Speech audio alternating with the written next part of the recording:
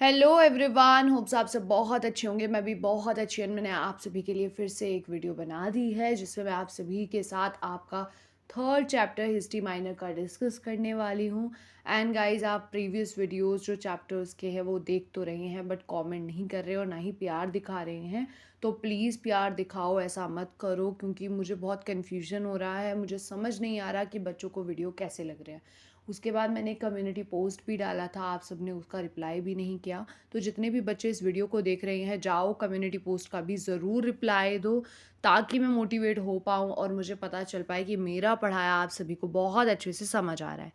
सो चलिए वीडियो को शुरू करते हैं। यहाँ पे आपका थर्ड चैप्टर है जो कि अभी हम पढ़ने वाले हैं और ये आपने 12th में भी पढ़ा होगा। बहुत सारी चीज़ें इसकी बेसिक बेसिक आपको क्लियर होगी बट फिर भी हम आज पढ़ रहे हैं ताकि आप बीए में लिख पाओ। क्योंकि 12th में क्या होता है, आपके ना लिमिटेड होती है चीज़ें, बट अब आप थोड़ा सा और एक्सप्लेन करेंगे उसको, थोड़ा सा और जो है पढ़ेंगे, ठीक है।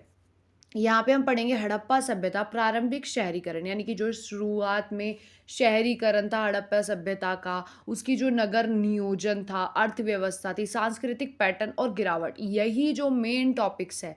इसमें ये 4-5 टॉपिक्स है, इन्हीं को आज हम हड़प्पा सभ्यता में पढ़ने वाले हैं और इन्हीं टॉपिक्स को जानने वाले हैं। तो अगर आपके पेपर में कोई भी हड़प्पा सभ्यता से रिलेटेड क्वेश्चन आए तो आपको उस आंसर में ये सारी चीज़ें इंक्लूड करनी है।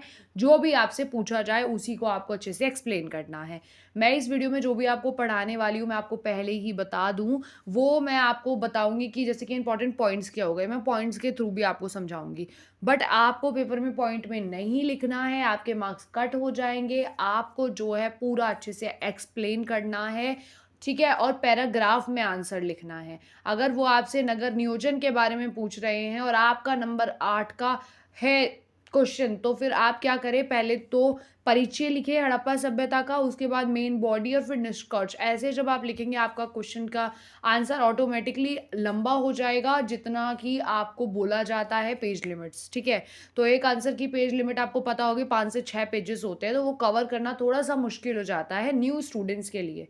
इसीलिए मैं बोल रही हूँ कुछ भी बोला जाए पेपर में एटलीस्ट ना से अच्छा है लिखो। तो अगर आपसे पूछा जा रहा है नगर नियोजन के बारे में और आपको लग रहा है कि आपके सारे पेज कंप्लीट नहीं हुए हैं, आपने 1 या 2 ही पेज लिखा है, तो आप अर्थव्यवस्था भी लिख दो, सांस्कृतिक पैटर्न भी लिख दो क्योंकि ये सभी हड़प्पा सभ्यता के बारे में है। क्योंकि जैसे कि मैं आपको बता रही हूँ, ना लिखने से अच्छा है लिखना, ठीक है। तो आप सभी के लिए बहुत ज़रूरी है पास होना बीए में, क्योंकि बीए में बहुत ज़्यादा जो है बच्चे फेल किए जाते हैं। सो चलिए शुरू करते हैं।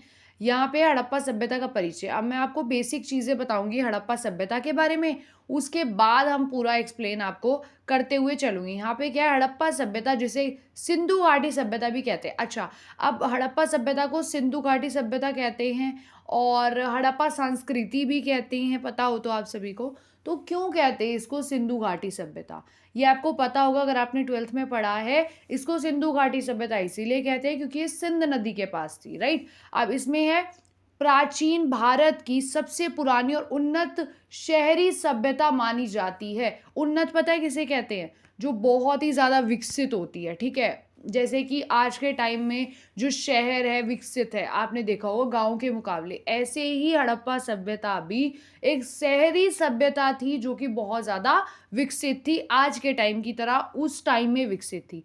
अब इसके टाइम पीरियड की बात करें, यह सभ्यता लगभग 2600 ईसा पूर्व से 1900 ईसा पूर्व तक विकसित हुई। अब आपको ईसा पूर्व पता होगा क्या है, नहीं पता कमेंट कर देना, मैं अलग से वीडियो बना के एक्सप्लेन कर दूंगी, ठीक है। ईसा पूर्व क्या होता है और ईस्वी क्या होता है, तो इसका टाइम पीरियड मैंने आप सबके साथ बता दिया है और आपने 12th में पढ़ा होगा। इसको अपने आंसर में ज़रूर मेंशन करना। और इसका विस्तार उत्तर पश्चिमी भारत और पाकिस्तान के सिंध नदी क्षेत्र में हुआ था। अब इसको सिंधु घाटी सभ्यता क्यों कहते हैं, मैंने भी आपको बताया क्योंकि ये सिंध नदी के पास थी, राइट। अब आपको एक और चीज़, जो अगर आप भारत का मैप बनाओ, ठीक है, अगर आप भारत का मैप बनाओ कुछ इस टाइप से होता है, तो आप देखेंगे कि आपकी जो हड़प्पा सभ्यता थी वो इस ओर फैली थी, ठीक है।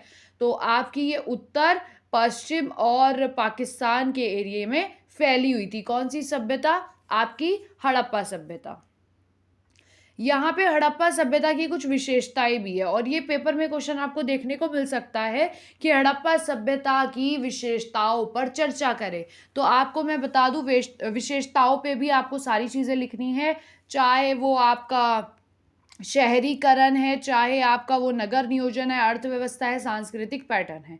ठीक है, तो इनमें से आप कोई भी चीज़ लिख सकते हो अपनी विशेषताओं में। यहाँ पे क्या लिखा है, सुव्यवस्थित शहर। सुव्यवस्थित मतलब अच्छे से, जिनको व्यवस्था के थ्रू बनाया गया है, ठीक है, जैसे प्लानिंग के साथ बनाया हो। उन्नत कृषि प्रणाली। उन्नत कृषि प्रणाली का मतलब आपको पता है, जो बहुत उन्नत थी, विकसित थी कृषि प्रणाली, वो थी उनकी। यानी कि जैसे आज के टाइम पे हम करते हैं ना कृषि, खेती करते हैं, ऐसे ही उस टाइम पे भी होती थी। तो कृषि का मतलब खेती होता है, ये भी आपको पता होगा। व्यापारिक संबंध और सांस्कृतिक समृद्धि। अच्छा, याद रखना, हड़प्पा सभ्यता में उसके सारे जो भी अच्छी चीज़ें थी वो उसकी विशेषताएं हैं और उन्हीं पे अभी हम चर्चा करने वाले हैं। यह सभ्यता शहरीकरण की ओर बढ़ते मानव समाज का एक उत्कृष्ट उदाहरण है। तो शहरीकरण की ओर मतलब लिटरली उस टाइम पे, आज से अगर हम जाए सिर्फ 1-2 हज़ार साल पहले ही, तो भी इतना उन्नत नहीं था, कुछ भी चीज़ें इतनी विकसित नहीं थी। पर हड़प्पा सभ्यता बहुत विकसित थी, जिससे क्या पता चला कि ये शहरीकरण की ओर बढ़ते मानव समाज का एक उदाहरण है। ठीक है, इस सभ्यता के प्रमाण।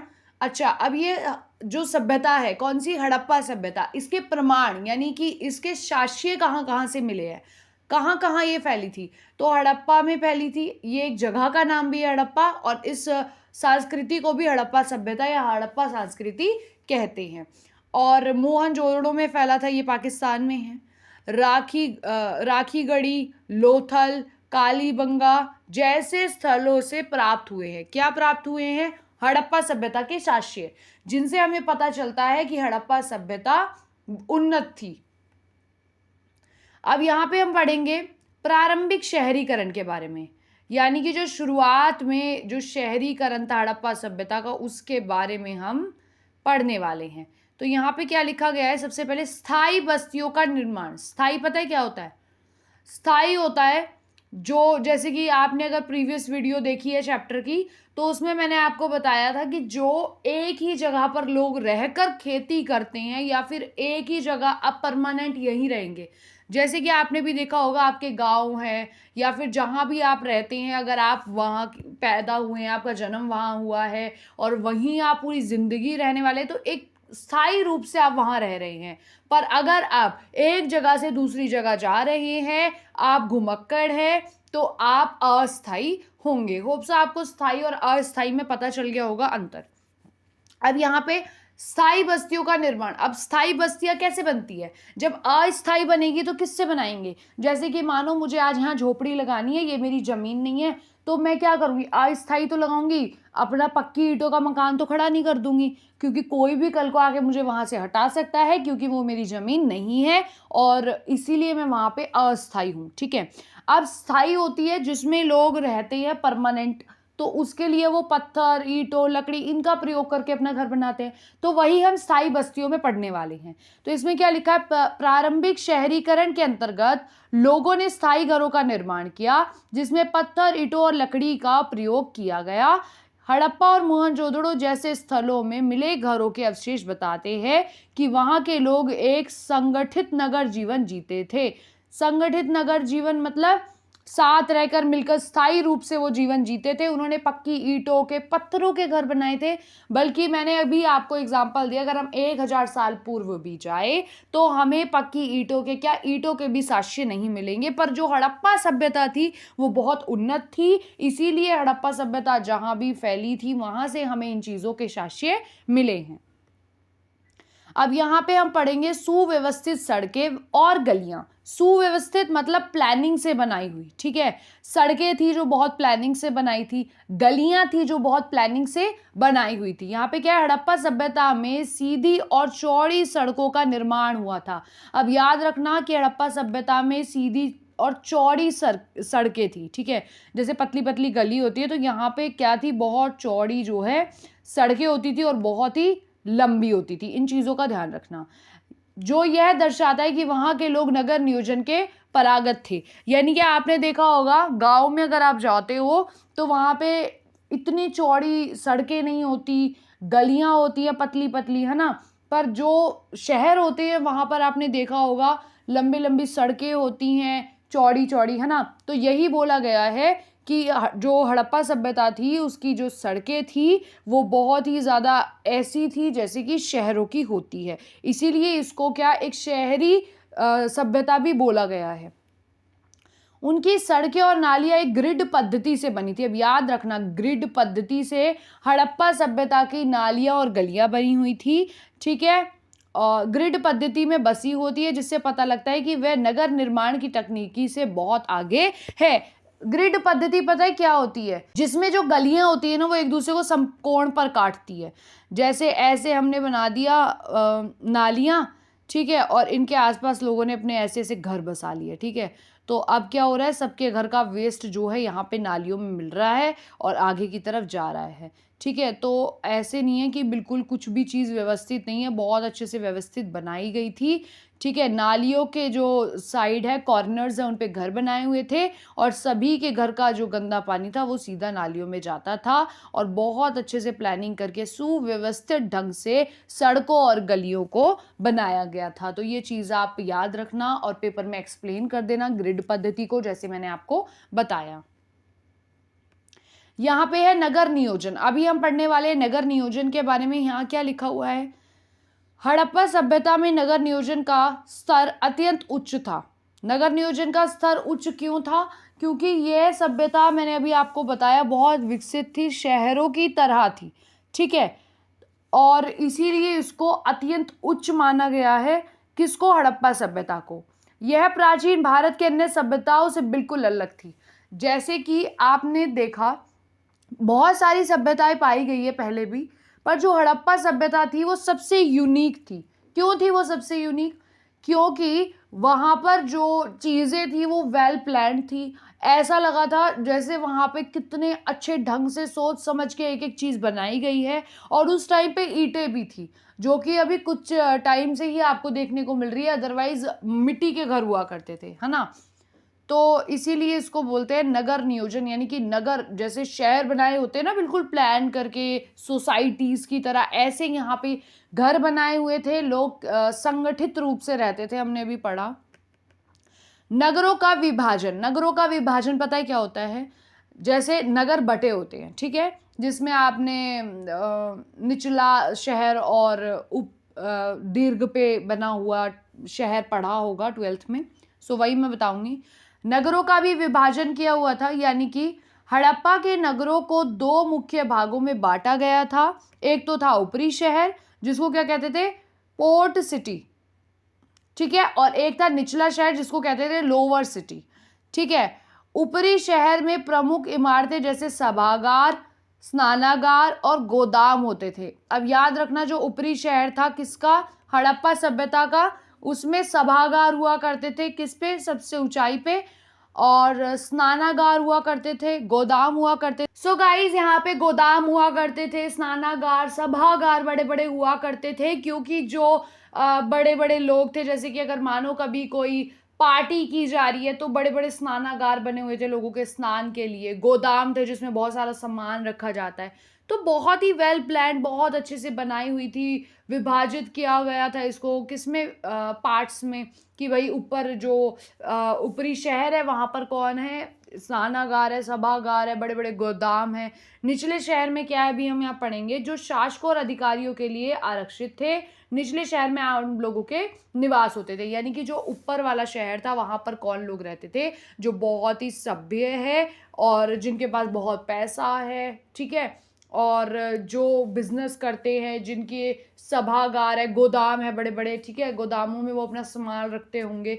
तो वो लोग रहते थे ऊपरी शहर में।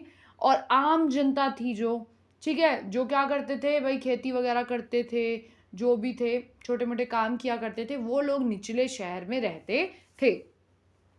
अब यहाँ पे हम पढ़ने वाले हैं जल निकास प्रणाली के लिए। तो आपने सुना होगा हड़प्पा सभ्यता की जल निकास प्रणाली भी बहुत फेमस है।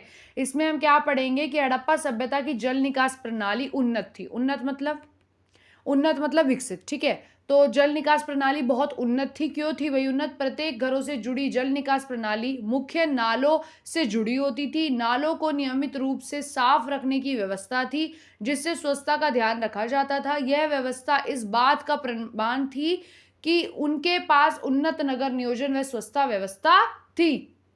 यानी कि इनके पास जल निकास प्रणाली थी। जल निकास प्रणाली में ये क्या करते थे, घर का जितना भी गंदा जल होता था, जो भी था, वो सब नालियों में जाता था। तो वो नालों से, बड़े बड़े नालों से जुड़ा होता था। अब कैसे, देखो मैंने बताया था अभी आपको, एक सेकेंड ऊपर ही मैं दिखा देती हूँ आपको। ये रहा, मैंने यहाँ पे बताया कि घरों के साइड में नालियाँ बनी होती थी। अब आपने देखा कि नालियाँ एक दूसरे में मिली हुई है, पर नालियों का गंद कहाँ जाएगा? तो वो एक बड़े नाले में जाकर मिल जाता था। जैसे कि इस कॉर्नर पर भी नाला है और इस कॉर्नर पर भी नाला है, तो यहाँ पे घरों का वेस्ट यहाँ पे निकल रहा है और इस प्रकार यहाँ से जा रहा है। जाता जाता सभी घरों का जितना भी गंदा कचरा है वो इस बड़े नाले में मिल गया। एज वेल एज यहाँ पर भी जो यहाँ का गंदा कचरा है वो आया और इस नाले में मिल गया। तो इस तरह से जो जल निकास प्रणाली थी वो बनाई गई थी और बहुत अच्छे से ग्रिड पद्धति से ये चीज़ें बनी हुई थी। यहाँ पे भी आपने देखा होगा स्वच्छता का भी ध्यान दिया गया था साथ साथ। तो ऐसा नहीं है नाले में पानी भरा खड़ा है या कुछ भी, बहुत अच्छे से स्वच्छता का भी वहाँ पे ध्यान रखा गया था। अब है सार्वजनिक स्नानागार। अब जैसे कि अभी हमने पढ़ा था कि जो उछला शहर था, यानी कि जो ऊपर की तरफ शहर बना था, वहाँ पर क्या होते थे, स्नानागार होते थे। तो वो सार्वजनिक होते थे, मतलब बहुत सारे स्नानागार एक ही जगह पर बने होते थे और वे सार्वजनिक होते थे। ठीक है, तो अभी हम यहाँ पे पढ़ेंगे जैसे कि मोहनजोदड़ो में मिले विशाल स्नानागार जैसे महान स्नानागार के नाम से जाना जाता है। यह बताते हैं कि हड़प्पा सभ्यता के लोग सामूहिक स्वच्छता को महत्व देते थे।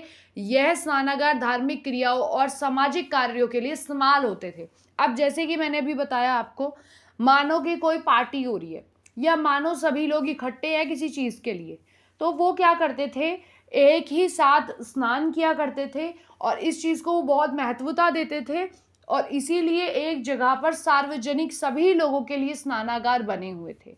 तो लोग जो है सामूहिक स्वच्छता का भी ध्यान रखते थे और सामूहिक स्नान का भी बहुत ज़्यादा महत्व देते थे और वह मिलकर वहाँ पर नहाया करते थे। अब मैं आपको एक और चीज़ बता दूँ, अगर आपने 12th में पढ़ा हो कि इस तरह से कोई चौबारा सा बना होता था, मतलब बीच में आंगन और साइड में ऐसे बाउंड्रीज़ होती थी और हर एक तरफ वॉशरूम्स बने होते थे ऐसे।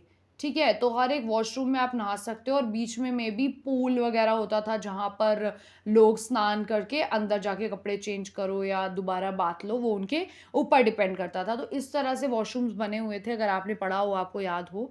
ठीक है, तो इसीलिए यहाँ पे सार्वजनिक स्नानागार भी पाए गए। क्यों पाए गए? क्योंकि लोग बहुत ज़्यादा सार्वजनिक व सामूहिक स्नान को महत्वता देते थे। अब यहाँ पे हम अर्थव्यवस्था के बारे में पढ़ेंगे। अर्थव्यवस्था क्या होती है?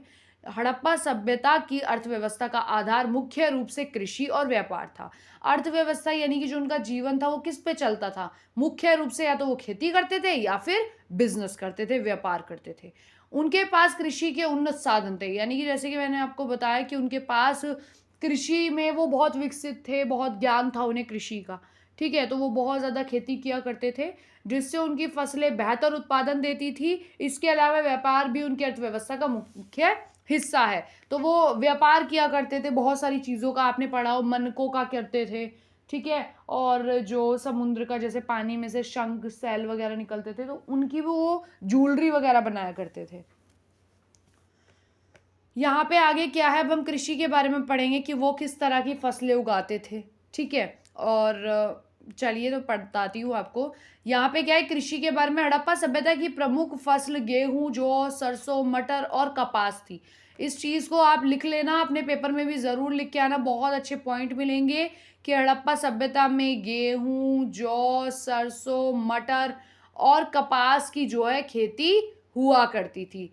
सिंध नदी और सहायक नदियों की उपजाऊ मिट्टी के कारण वह फसलों का उत्पादन बड़े पैमाने पर कर पाते थे। अब जैसे कि आपको मैंने बताया, हड़प्पा सभ्यता किसके किनारे थी? सिंध नदी के किनारे थी। तो सिंध नदी के जो पानी था वहाँ पे पानी बहता रहता था, तो वहाँ की जो ज़मीन थी वो बहुत उपजाऊ थी, जिसके कारण वे बड़े पैमाने पर यानी कि बड़े क्षेत्र पर एक साथ ही फसल किया करते थे और उसका उनको जो आउटकम था वो भी बहुत अच्छा मिलता था।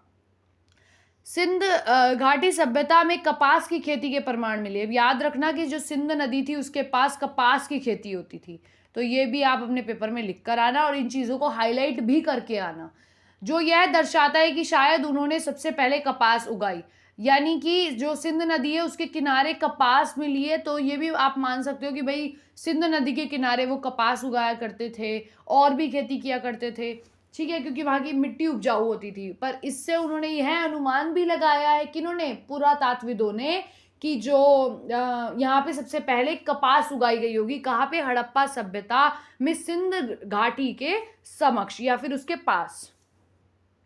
और इन चीज़ों का आप जब अपने पेपर में लिखेंगे तो साथ साथ हाईलाइट भी करते रहना, जैसे कि अभी यहाँ पे ये गेहूँ, जौ, सरसों, ठीक है, कपास, इन सबको अगर आप हाईलाइट करोगे तो आपको एग्जाम में बहुत अच्छे मार्क्स मिलेंगे।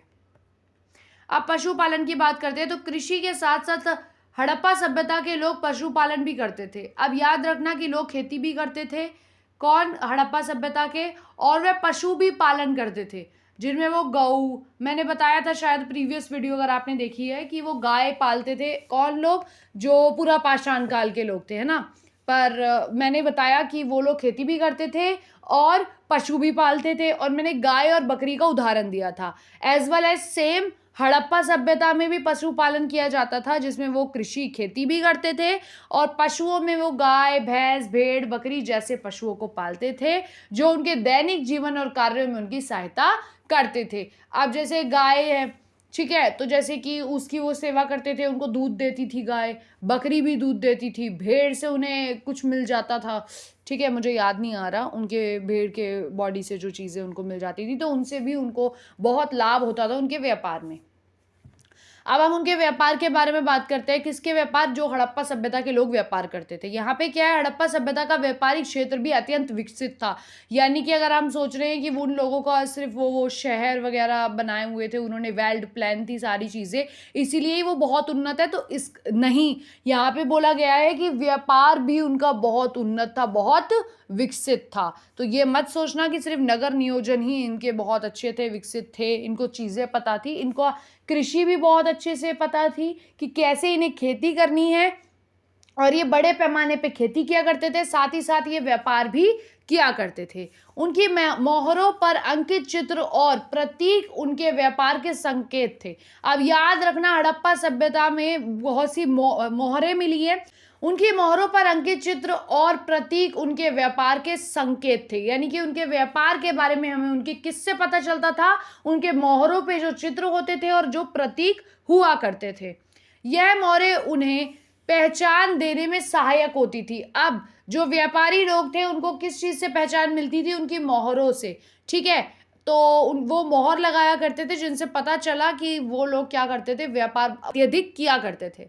व्यापारिक संबंधों को मजबूत करती थी, कौन, मोहरें, उनकी मोहरें बहुत इंपॉर्टेंट थी, किसमें, व्यापार में, तो ये चीज़ याद रखना। हड़प्पा सभ्यता का व्यापार मेसोपोटामिया से भी हुआ था। याद रखना कि हड़प्पा सभ्यता के जो लोग थे या फिर जो वहाँ पे व्यापार हुआ, उन्होंने मेसोपोटामिया के साथ भी व्यापार किया, इससे उनके व्यापारिक संबंध अंतरराष्ट्रीय स्तर पर विस्तृत हुए। अब उनके सिर्फ भारत में ही नहीं थे व्यापार, पाकिस्तान में ही नहीं था, अब उनका अंतरराष्ट्रीय स्तर पर होने लगा, क्योंकि उन्होंने मेसोपोटामिया के साथ भी क्या किया था, व्यापार किया था। और आपको एक और चीज़ बता दूं, पहले जो पाकिस्तान है वो भारत में ही आता था, तो पूरा ओवरऑल भारत ही था, मोहनजोदड़ो भी पहले भारत में ही था, पर जैसे ही इंडिया और पाकिस्तान के पार्ट हुए, देन जो मोहनजोदड़ो है उसको आज के टाइम में पाकिस्तान में काउंट किया जाता है। वैसे अगर उस टाइम पे देखें तो वो पूरा भारत का हिस्सा था, पर मेसोपोटामिया भारत का हिस्सा नहीं था, तो इसीलिए यहाँ पे अंतर्राष्ट्रीय जो संबंध थे वो मेसोपोटामिया के साथ व्यापार करके स्थापित हुए। अब यहाँ पे हम पढ़ने वाले हैं मुद्रा प्रणाली के बारे में। मुद्रा क्या होती है पता है आपको? मुद्रा, जो वहाँ पे जिस चीज़ का चलन होता था, जैसे यहाँ पे हमारे रुपए चलते हैं, अमेरिका में डॉलर चलते हैं, ठीक है, बहुत जगह पौंड चलते हैं, तो यही इनकी मुद्रा हुआ करती थी, इनकी भी अलग अलग मुद्रा हुआ करती थी। हड़प्पा सभ्यता में मुद्रा का चलन नहीं था, याद रखना, जैसे हमारे यहाँ पे सिक्के पैसे चलते हैं, हड़प्पा सभ्यता में कोई भी मुद्रा का चलन नहीं, बल्कि वह बार्टर सिस्टम का उपयोग करते थे। पता है बार्टर सिस्टम किसे कहते हैं? बार्टर सिस्टम उसे कहते हैं जिसमें लोग वस्तु विनिमय करते हैं। तो आप बार्टर सिस्टम मत याद रखना, भूल जाओगे, वस्तु विनिमय प्रणाली याद रखना, जिसमें क्या करते थे, पैसे तो होती नहीं थी, मुद्रा भी नहीं होती थी। जैसे कि मेरे पास कोई काम की वस्तु है जो तुम्हें काम की लग रही है, तो तुम बोलते हो कि ये वस्तु दी, हमें दे दो, और हमें आपको इसके बदले कुछ और दे देते हैं। तो एक दूसरे से जो चीज़ें एक्सचेंज करी जाती है उसको ही कहते हैं वस्तु का विनिमय करना। यानी कि आपकी ज़रूरत की चीज़ आपको मिल गई और मेरी ज़रूरत की चीज़ मुझे मिल गई। उनके पास खास तरह की मोहरें थी। अब उनके पास अब बहुत ही अलग तरह की मोहरें थी, बहुत उनकी खास मोहरें होती थी, जैसे हमारे लिए रुपए बहुत खास होते हैं, जिन पर विशेष प्रकार के चिन्ह अंकित थे। तो बहुत सी उनकी मोहरें थी जिन पर विशेष प्रकार के चिन्ह अंकित थे, जिनसे बहुत सारी चीज़ें जो है अनुमान लगाई गई है। और ये सभी चीज़ें हैं जो हमारे पुरातात्विदों ने जो गए हिस्टोरिकल्स कहाँ पर, हड़प्पा सभ्यता जहाँ पे पाई गई है, उन्होंने जो भी देखा जाना वो सभी उन्होंने अपने जो भी वृतांत, जो भी उनकी चीज़ें रही उनमें लिखा, और हम आज उनको पढ़ने में सक्षम हैं, हमारे इतिहास को जानने में सक्षम हैं। यहाँ पे अब हम पढ़ेंगे सांस्कृतिक पैटर्न के बारे में कि हड़प्पा सभ्यता का सांस्कृतिक पैटर्न कैसा था। तो यहाँ पे हड़प्पा सभ्यता का सांस्कृतिक जीवन भी बहुत समृद्ध था। उनके कला और शिल्प कला के नमूने, आभूषण, खिलौने और मोहरे उनकी सांस्कृतिक उन्नति का प्रमाण है। इसके अलावा उनके धार्मिक प्रतीकों और आस्थाओं ने भी उनकी सांस्कृतिक पहचान को मजबूत किया है। तो सांस्कृतिक पैटर्न कैसा था उनका? बहुत अच्छा था। ठीक है, वो वहाँ पे क्या मिले हैं? शिल्प कला के नमूने मिले हैं, आभूषण, खिलौने, मोहरें मिली है, जिनसे क्या पता चलता है कि उनकी संस्कृति जो थी, जो सांस्कृतिक पैटर्न था, वो भी उन्नति का प्रमाण है। और क्या मिला है इसके अलावा? धार्मिक प्रतीकों और आस्थाओं ने भी सांस्कृतिक पहचान को मजबूत बनाया। यानी कि हड़प्पा सभ्यता में बहुत सारे ऐसे धार्मिक चीज़ें मिली है जो धर्म से जुड़ती, धर्म का प्रतीक थी, जिनसे क्या पता चलता है उनकी सांस्कृतिक पहचान को और मजबूती मिलती है, उस चीज़ का पता चलता है। अब यहाँ पे कला और शिल्प कला, तो यहाँ पे क्या लिखा हुआ है कला और शिल्प कला में कि हड़प्पा सभ्यता के लोग मिट्टी के बर्तन, पत्थर और धातु की मूर्तियों का निर्माण करते थे। उनकी शिल्प कला में परिपक्वता थी जो उनकी सामाजिक और सांस्कृतिक उन्नति को दर्शाती है। उसके बर्तन सुंदर डिजाइन और चित्रों सुसज्जित होते थे। यहाँ पे क्या बोला गया है? कला और शिल्प कला कहाँ की? हड़प्पा सभ्यता की। तो इनकी ये बहुत लोग क्रिएटिव हुआ करते थे हड़प्पा सभ्यता के। कैसे? ये मिट्टी के बर्तन बनाया करते थे, उन पर डिज़ाइन बनाया करते थे, ठीक है, और पत्थर और धातु की मूर्तियां बनाया करते थे, पत्थरों पे डिज़ाइन बनाया करते थे। तो इनसे क्या पता लगता है कि हड़प्पा सभ्यता के लोग बहुत क्रिएटिव थे, राइट। और शिल्प कला से भी बहुत सारी चीज़ें पता लगती है। शिल्प कला जैसे कि मैंने आपको एग्जाम्पल दिया था कि ये शंख वगैरह से जो सेल वगैरह मिलती है ना समुद्र के पास, उनसे भी मन के बनाने का काम, ये बहुत सारे शिल्प कार्य भी करते थे, जिनसे हमें हड़प्पा सभ्यता के व्यापार के बारे में और जानकारी मिलती है और उनकी जो सांस्कृतिक पैटर्न है उसके बारे में पता चलता है। अब इसमें क्या है, जो उनकी सामाजिक और सांस्कृतिक उन्नति को दर्शाती है, उनके बर्तन सुंदर डिजाइन और चित्रों से सुसज्जित होते थे। यानी कि जो कला और शिल्प कला है, इसमें क्या होता था कि जो हड़प्पा सभ्यता के लोग थे वो इतनी अच्छी कला करते थे, इतनी अच्छी शिल्प कला करते थे कि उनके जो बर्तन थे, मैंने बताया अभी, उनको वो मिट्टी के बर्तनों पे इतने प्यारे प्यारे डिज़ाइन, इतने प्यारे प्यारे चित्र बनाते थे, जिनसे हमें पता लगता है कि उस टाइम के लोग बहुत ज़्यादा क्रिएटिव हुआ करते होंगे। तो अभी हम पढ़ लेते हैं आभूषण के बारे में। हड़प्पा सभ्यता के लोग आभूषण पहनते थे। अच्छा, आभूषण किन्हें कहते हैं? सबसे पहले मैं आपको बता दूं, जैसे ज्वेलरी होती है आज के टाइम में हम पहनते हैं ना ज्वेलरीज, तो यहाँ पे क्या थे, वो लोग क्या करते थे, आभूषण पहना करते थे। उनके द्वारा बनाए गए सोना, चांदी, तांबे और पत्थर के आभूषण उनकी कला की उत्कृष्टता को दर्शाते हैं।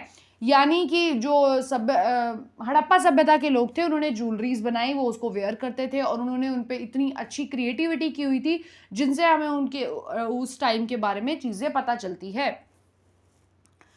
महिलाओं के लिए विशेष रूप से आभूषण बनाए जाते थे जिनमें कंगन, अंगूठी, हार शामिल है। तो याद रखना, हड़प्पा सभ्यता में भी कंगन, अंगूठी, हार बना करते थे जो औरतों के लिए बनते थे, और औरतें जो घरेलू थी वो बैठकर वो भी बनाया करती थी इन चीज़ों को, ज्वेलरी वगैरह बनाया करती थी, उनको वेयर करती थी। और उनके साक्ष्य मिले हड़प्पा सभ्यता के स्थलों से, तब हमें पता चला कि वहाँ पे लोग जो थे ज्वेलरीज भी वेयर करते थे। खिलौने और खेल, अब वहाँ के खिलौने और खेल के बारे में पढ़ेंगे। जैसे आजकल के लोग बहुत सारे खेल खेलते हैं, ऐसे ही उस टाइम पे भी लोग खेल खेला करते थे, उसके भी साक्ष्य मिले हैं। तो हड़प्पा सभ्यता के लोग मनोरंजन और खेलों में भी रुचि रखते थे। मिट्टी और पत्थर के खिलौने, पशुओं की मूर्तियाँ, गाड़ी आदि उनके खेल और मनोरंजन के साधन थे। इसके अलावा पासे और चौपड़ जैसे खेलों का भी चलन था जो उनके सामाजिक जीवन का हिस्सा थे। अब यहाँ पे क्या पता चलता है कि हड़प्पा सभ्यता के लोग बहुत ज़्यादा वो भी खेल वेल खेला करते थे। मिट्टी और पत्थर के क्या करते थे, खिलौने बनाते थे, पशुओं की मूर्ति वगैरह बनाते थे। तो ये सब चीज़ें वो अपना एंटरटेन करने के लिए करते थे, ठीक है, अपने आप को खुश करने के लिए करते थे। जैसे कि आपने देखा होगा आजकल के अगर बच्चे बैठे हैं छोटे, तो हम उनको बोलते हैं कि अगर आप बोर हो रहे हो तो आप ड्राइंग कर लो, बोलते हैं ना बहुत टाइम, और बच्चे खुश हो जाते हैं। तो उस टाइम पे भी लोग अपने एंटरटेनमेंट के लिए, अपने मनोरंजन के लिए ड्राइंग्स किया करते थे। बेसिकली मूर्ति कला, आर्ट वगैरह किया करते थे, ठीक है। धार्मिक मान्यता, अब हमें पता चलेगी लोगों की धार्मिक मान्यता किसमें थी, हड़प्पा सभ्यता में। हड़प्पा सभ्यता के लोग प्राकृतिक पूजा में विश्वास रखते थे, यानी कि लोग प्राकृतिक पूजा करते थे। प्राकृतिक पूजा कौन सी होती है, जब हम अपनी प्रकृति की पूजा करते हैं, ठीक है, जो भगवान ने हमें दिया है हम उन सब चीज़ों को मान्यता देते हैं, उनकी पूजा करते हैं। उनके धार्मिक प्रतीक जैसे पशुपति महादेव की आकृति, पीपल के वृक्ष की पूजा और मोहरों पर अंकित पशुओं के चित्र उनके धार्मिक विश्वास को दर्शाती है। लोग प्राकृतिक पूजा किया करते थे हड़प्पा सभ्यता के। कैसे, जो पशुपति महादेव थे उनकी पूजा करते थे, ठीक है, और पीपल का पेड़ उसकी पूजा करते थे। तो वनस्पति है हमारी, पीपल का पेड़ है ना, तो इन्हीं चीज़ों की, जो वो हमारी प्राकृतिक चीज़ें हैं, इनकी पूजा किया करते थे हड़प्पा सभ्यता के लोग। पशुपति महादेव को शिव का प्राचीन रूप माना जाता है और पीपल के वृक्ष को पवित्र मानते हैं।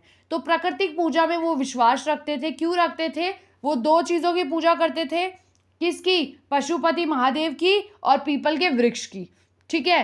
क्यों करते थे, क्योंकि वो पीपल के वृक्ष को पवित्र मानते थे, और जो हमारे पशुपति महादेव है उनको क्या मानते थे, प्राचीन रूप मानते हैं, किसका, शिव जी का। और वो मोहरों पर अंकित पशुओं के भी चित्र जो थे उनका धार्मिक विश्वास बताते हैं, क्योंकि वो गायों वगैरह की भी सेवा करते थे, पूजा करते थे, ठीक है, जो उनके पशु है उनकी।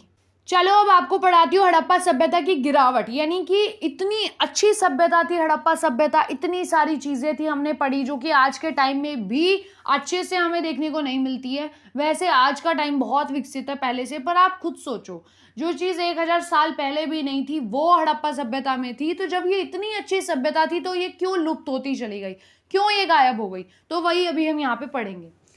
तो यहाँ पे बहुत सारा जो पुरातात्विक थे ना, उन्होंने बहुत सारे अनुमान लगाए हैं। उनको इसका बिल्कुल एग्जैक्ट रीज़न नहीं पता कि ये क्यों ख़त्म हुई हड़प्पा सभ्यता, पर उन्होंने बहुत से अनुमान लगाए हैं जो कि अभी हम पढ़ने वाले हैं। जैसे कि पर्यावरणीय परिवर्तन क्या हुआ होगा।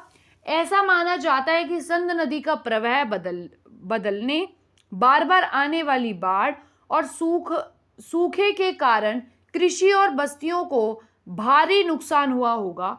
इन पर्यावरणीय परिवर्तनों ने हड़प्पा सभ्यता के अस्तित्व को खतरे में डाला। तो यहाँ पे देखो, पर्यावरणीय परिवर्तन में क्या था, यहाँ पे जो सिंध नदी का प्रवाह था वो बदल गया होगा, यानी कि बहुत तेजी से एकदम सिंध नदी का प्रवाह बढ़ गया होगा, जिससे बाढ़ आ गई होगी और लोग मर गए होंगे, ये माना जाता है। या फिर इसीलिए जो हड़प्पा सभ्यता वो नष्ट हो गई होगी। या माना जाता है, क्या पता काल पड़ गया हो, सूखा पड़ गया हो, ठीक है, खेती और बस्तियों पर भारी नुकसान आया हो, ठीक है। तो इस वजह से भी माना जाता है कि जो हड़प्पा सभ्यता है वो लुप्त हो गई। इन पर्यावरणीय परिवर्तनों ने हड़प्पा सभ्यता के अस्तित्व को खतरे में डाला। और जो ये पर्यावरणीय परिवर्तन हुए कि सूखा पड़ा होगा या बाढ़ आई होगी, इन्हीं वजह से जो है हड़प्पा सभ्यता लुप्त हुई होगी। हड़प्पा सभ्यता की गिरावट का कारण अब तक पूरी तरह स्पष्ट नहीं हो पाया है, परंतु कई कारण माने जाते हैं। जैसे कि मैंने अभी आपको ये चीज क्लियर की। आक्रमणकारी ताकत, पता है क्या होती है आक्रमणकारी ताकतें? जो नुकसान पहुंचा सकती है भारी। तो कुछ इतिहासकारों का मानना है कि हड़प्पा सभ्यता का पतन भारी आक्रमणों के कारण हुआ होगा। ऐसा माना जाता है कि आर्यों के आक्रमण से हड़प्पा सभ्यता पर असर पड़ा होगा। हालांकि इस बात के पुख्ता प्रमाण नहीं मिले हैं, यानी कि बस ऐसा माना जाता है, लोगों ने ऐसा माना है कि शायद आर्यों ने आक्रमण कर दिया होगा और इस वजह से हड़प्पा सभ्यता थी वो लुप्त हो गई या फिर पूरी तरह से नष्ट हो गई, पर इसके कोई भी साक्ष्य नहीं है, सबूत नहीं है। आंतरिक समस्याएं, संभवतः हड़प्पा सभ्यता में सामाजिक और आर्थिक तनाव जैसे कि व्यापार में गिरावट, आंतरिक संघर्ष और संसाधनों की कमी ने भी उनके पतन में योगदान दिया होगा। जैसे जैसे व्यापार कम हुआ, लोगों में असंतोष बढ़ने लगा और यह समाज के ढांचे को कमजोर कर सकता है। तो ये माना जाता है कि क्या पता आंतरिक समस्याएं हो। ठीक है, पहले इनको क्या लगता था, पहले मैं आपको बताती हूँ कि शायद कोई पर्यावरणीय परिवर्तन हुआ होगा, यानी कि सूखा पड़ गया होगा या बाढ़ आ गई होगी। उसके बाद लोगों को लगा कि शायद आर्यों ने आक्रमण कर दिया होगा। अब इनको क्या लगता है, शायद उनके व्यापार में गिरावट आ गई होगी या कोई आर्थिक या सामाजिक तनाव हुआ होगा। ठीक है, और क्या पता संसाधनों की कमी हो गई हो। तो ये उन्होंने चीजें मानी है और उनको इसी से लगता है कि शायद आंतरिक समस्याएं भी हुई होंगी। तो इसमें क्या है, जैसे ही व्यापार में गिरावट, आंतरिक संघर्ष और संसाधनों की कमी ने भी उनके पतन में योगदान दिया। जैसे जैसे व्यापार कम हुआ, लोगों में असंतोष बढ़ने लगा और यह समाज के ढांचे को कमजोर कर सकता है। तो इसी से शायद जो है हुआ होगा क्या, हड़प्पा सभ्यता का पतन। तो होप्स आपको समझ आया हो कि हड़प्पा सभ्यता बहुत उन्नत थी और वो कैसे लुप्त हुई। ये चीजें आपको अच्छे से क्लियर हो गई होगी इस वीडियो में। निष्कर्ष पढ़ लेते हैं क्या है इसका। तो इसमें हड़प्पा सभ्यता प्राचीन भारत के इतिहास में एक महत्वपूर्ण अध्याय है। इसका प्रारंभिक शहरीकरण, उन्नत नगर नियोजन, कृषि और व्यापार आधारित अर्थव्यवस्था, सांस्कृतिक व्यवस्था और धार्मिक विश्वास हमें इस सभ्यता के अद्वितीय योगदान के बारे में बताता है। हड़प्पा सभ्यता का पतन कई कारणों से हुआ होगा, लेकिन उनके योगदान का महत्व आज भी बना हुआ है।